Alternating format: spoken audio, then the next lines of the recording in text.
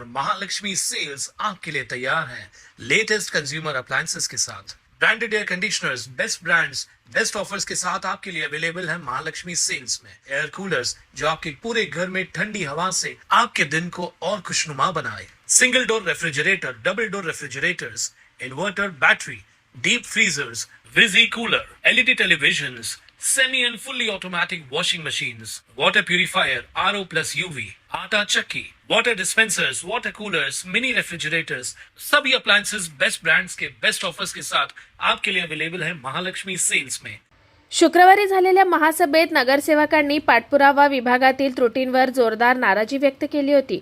अनियमित पाणी पुरवठा, दूषित पाणी येणं यासह विविध समस्यांवर नगरसेवकांनी महापालिका प्रशासनाला धारेवर धरलं।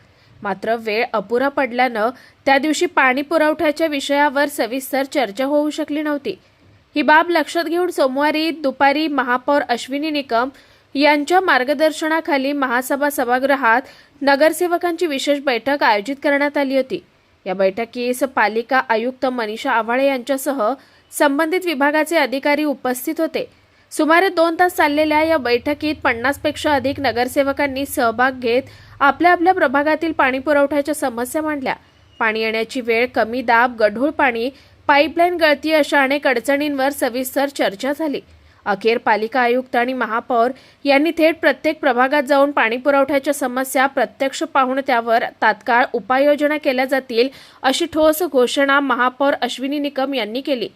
खरं म्हणलं तर या उल्हासनगर शहराला एक महिला महापौर लाभलेली आहे आणि महिला महापौर असल्यामुळे त्यांना प्रत्येकाच्या घराची अडचण काय आहे तर प्रत्येक घराची सुरुवात ही पाण्यापासून होते। तर आज गेल्या महासभेमध्ये पाण्याच्या विषयी जी चर्चा झाली त्यावर तातडीची बैठक म्हणून आज महापौरांनी बैठक आयोजित केली होती। त्या बैठकीमध्ये सगळ्यांचं म्हणणं ऐकल्यानंतर त्याच्यावर निवारण करायचं आहे, परंतु ते निवारण करण्याकरता जसे महापौर पहिल्या दिवसापासून या शहरामध्ये रस्त्यावर उतरून काम करतायत, तर महापौर आपल्या दारी कुठलीही समस्या असेल त्या समस्येचं समाधान त्या जागेवर जाऊन करण्याचा त्यांचा जो मानस आहे, त्यामुळे महापौर आपल्या दारी हा एक उपक्रम आजपासून चालू होतोय। ज्या ज्या प्रभागामध्ये पाण्याची समस्या आहे त्या त्या ठिकाणी महापौर स्वतः जाऊन त्या समस्येबद्दल निराकरण करण्याकरता आणि तिथली परिस्थिती जाणून घेण्याकरता या बैठक आता कॅबिनमध्ये होणार नसून त्या लोकांच्या दारात जाऊन त्या त्या प्रभागात जाऊन होणार आहेत। मला वाटतं सगळ्यात नगरसेवकांनी याच्याकरता होकार दिला आणि ही पहिलीच अशी योजना, मला वाटतं पहिलेच असं हे पाऊल असेल की पाण्याच्या समस्येबाबत महापौर बैठक घेऊन न आता काम न करता प्रभागामध्ये जाऊन काम करतील। त्यामुळे रस्त्यावरची होणारी पाणी गळती, वॉलचे असलेले लिकेजेस, ज्या ठिकाणी नवीन लाईन टाकायच्या आहेत, जुन्या लाईन जीर्ण झाल्या आहेत, अशा सगळ्या समस्या त्या ठिकाणी मला वाटतं आता त्या दूर होतील आणि अधिकारी जे काम करून घेऊ, आम्ही करतोय, आम्ही करणार अशी उत्तरं न देता त्या ठिकाणी लगेच आदेश भेटल्यानंतर ती कामाला सुरुवात होईल। मला असं वाटतं की आजच्या बैठकीमध्ये सगळेच नगरसेवक या गोष्टींनी समाधान व्यक्त केलेलं आहे आणि उद्यापासूनच आपण बघाल की महापौरांचा हा दौरा चालू होईल।